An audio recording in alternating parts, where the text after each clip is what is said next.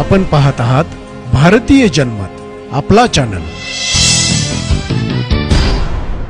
नमस्कार, मी मानसी धामरसकर। आपण पाहत आहात भारतीय जनमत न्यूज। नजर टाकूया त्याच्या ठळक घडामोडींवर।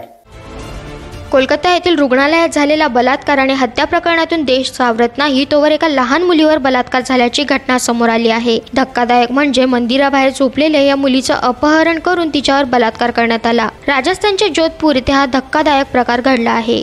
एबीपी न्यूजने या संदर्भातील वृत्त दिलं आहे। मूळचं मध्य प्रदेशचं असलेलं हे कुटुंब राजस्थान येथील एका झोपडपट्टीत राहतात। हे कुटुंब मध्यरात्री मंदिराबाहेरच झोपी गेलं। त्यांच्याबरोबर असलेली 3 वर्षांची चिमुकलेही तिथेच झोपी गेली, पण मध्यरात्री तिचं अपहरण करून तिच्यावर बलात्कार करण्यात आला। गुंडाळलेल्या फडक्यात ती पहाटे 6:30च्या दरम्यान सापडली। ती सापडली तेव्हा तिच्या ओठांवर आणि पाठीवर जखमेच्या खुणा होत्या। सहाय्यक पोलीस आयुक्त अनिल कुमार यांनी सांगितले, सीसीटीव्ही फुटेजमध्ये पहाटे 2च्या सुमारास एक व्यक्ती मुलीला घेऊन जाताना दिसत आहे, अशी माहिती पीटीआय या वृत्तसंस्थेने दिली। कुमार म्हणाले, आम्ही सीसीटीव्ही रेकॉर्डिंग तपासत आहोत आणि आरोपीची ओळख पटवण्याचा प्रयत्न करत आहोत। या संदर्भातील पुढील तपास पोलीस करत आहेत।